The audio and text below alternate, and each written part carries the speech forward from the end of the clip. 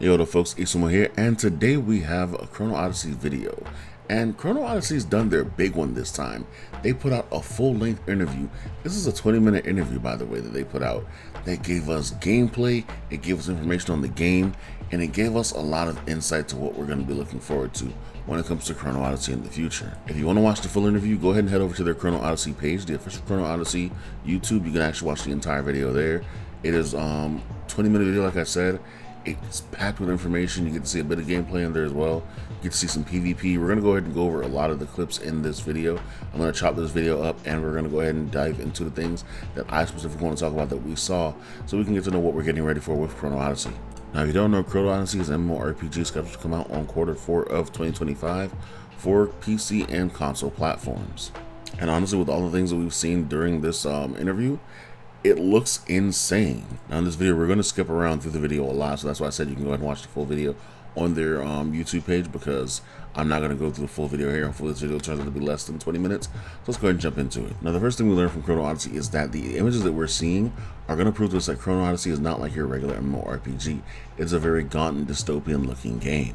Even here, the speaker says that this is not your typical fantasy setting. He goes on to say it is an eerie and imposing world that evokes a sense of dread and wonder, and notes that he drew inspiration from cosmic horror such as Prometheus and the Zerg and StarCraft. And from here we can see these end-of-time structures and obelisks. Like, seeing these things evokes a feeling of dread, like he said. Like, all these creatures give off a cosmic horror vibe. Like, these things are chilling, rated M for sure. And so we learned that they're using Unreal Engine 5 to bring the chaotic world of Satera to life. And their reason for doing this was to ensure that they are enabling players to fully experience the world that they envisioned. And I'm not going to lie, I am in awe. I am very awestruck at the things I'm seeing. One of their main points of this interview was letting us know that Chrono Odyssey was going to be set apart from every other MMO out there. That you wouldn't just level the same way that you would in other MMOs. Leveling can be done any way you want to level. So instead of just grinding monsters and doing quests to level all the way up, you can also go through leveling by crafting and gathering. They drove home the point multiple times that they don't want the player to feel like they have to follow one certain way of playing to get to the point that they want to. And here you can see he says we've minimized in-game guidance to encourage curiosity. And honestly, that's one of my favorite things about MMORPGs, being able to just do whatever you want to do. It seems they're really truly willing to break away from traditional MMORPG standards. Now this next clip is our first look at actual combat with the UI for what should be in the game when the game launches. And I mean, this looks amazing. The combat is actually reminiscent of Bless Unleashed. If anyone played Bless Unleashed, they would know what I mean when I say that. From watching this clip over and over, I can see the attacks look very weighted and have to be calculated, that you just aren't going to be able to throw out skills and DPS down something. And honestly, that's what MMORPGs have been missing lately. This looks absolutely amazing. Now this specific clip I'm going to play over and over for a bit because I want you to pay attention to something right here. This is PvEVP. They're fighting a boss as well as fighting other players at the same exact time. I'm not going to lie, this is something I've dreamed to have in MMORPG for a very long time. Being able to PvP while you're PvEing and having to actually deal with the boss and the monster at the same time in a scale of combat that actually matters. And this looks like it's something like that. This isn't Zerg v Zerg, this is personal 3v3 combat, and to me this is amazing. Personally, I'm burnt out from Sieges and Alliances. Now in this clip, I just wanted to show off the weight of this combat once again and how heavy the hits feel, as well as showing that the parties do go from 3 to 5. So depending on the content, you'll go solo, 3, or 5 as your party.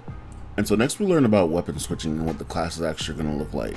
From what we can see here, each class looks like they're going to have 3 weapons. But the producer also mentioned that you can only use 2 of these weapons at a time, switching between the 2 to activate your combos and your fighting style.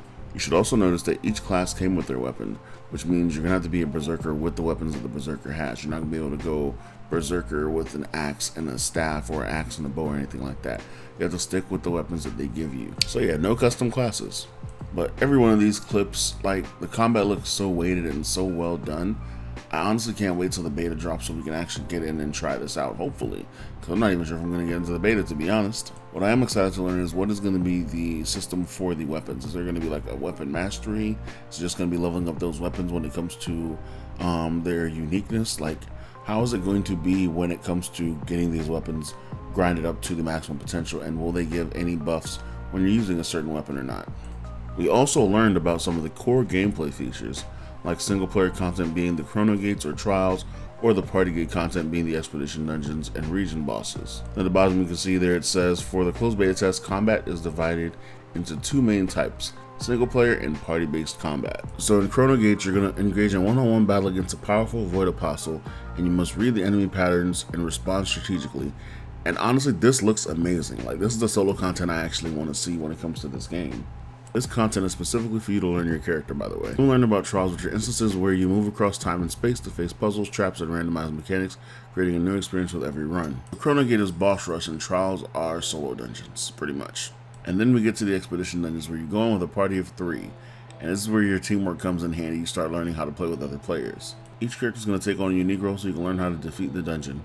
For anyone that hasn't played an action combat RPG like say God of War, this is going to take a lot of getting used to for you guys.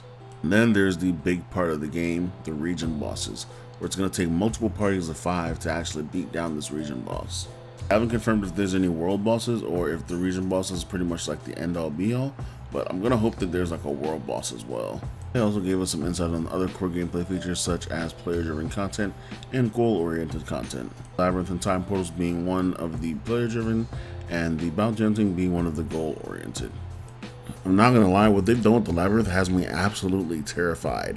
Jump puzzles? Like, I hate platforming so much. Oh my god. But no, this looks amazing. And then we have time portals, which allows players to go into the past where they can gather rare materials and items tied to the overarching story. The thing I'm worried about these is that doing these every day might become tedious if this is a daily activity. And then they also spoke about bounty hunting, which is an open world goal-oriented gameplay, giving players a clear sense of direction. So, whenever you decide to, you want to go back to doing something that, probably actually matters, then you go bounty hunting. And then near the end, they talked about all of the crafting features that we're going to be able to do, and the crafting looks very in-depth. It looks like there's a lot to go through when it comes to crafting, which means crafting is going to be a big part of this game. Kind of like how crafting was in New World, it seems, from what I saw in the UI. Now, if you're not a light skiller, this probably won't be a thing for you, but for me, I'm an all-arounder. I love PvP, I love life skill, I love PvE. I do it all. Now, this section had me on the edge of my seat because they said Chrono Odyssey's roadmap. And I was like, oh my god, a roadmap? This early in the game? Well, it wasn't really a roadmap. They just kind of talked about what they were planning to do with the closed beta test that's upcoming and how they want to actually impact the game and improve the game when they get feedback from players based on the closed beta test. So it's not fully a roadmap, it's just kind of their plans to how they're going to handle Throne Liberty going forward. And that Throne Liberty is not just going to be something they put into the world and just leave it as that. They're going to continuously, I said continuously for some reason, but they're going to continuously add content and add new classes, which means we're going to see more than the class that we already saw in the beginning. More weapons and more playstyles are going to be introduced, and that's going to be amazing.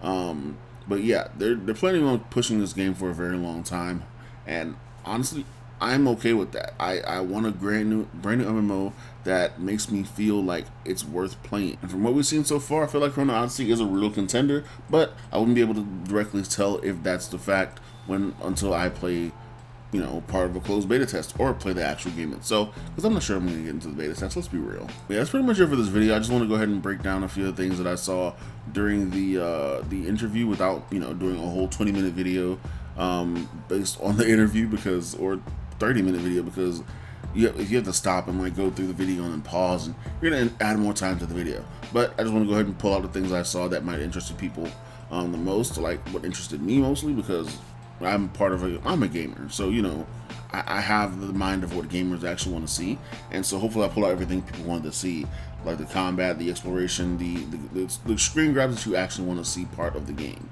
So yeah, hopefully this video is helpful to let you see what part of Chrono Odyssey is going to be. And yeah, I'll catch you guys in the next video. It's been forever, and peace out.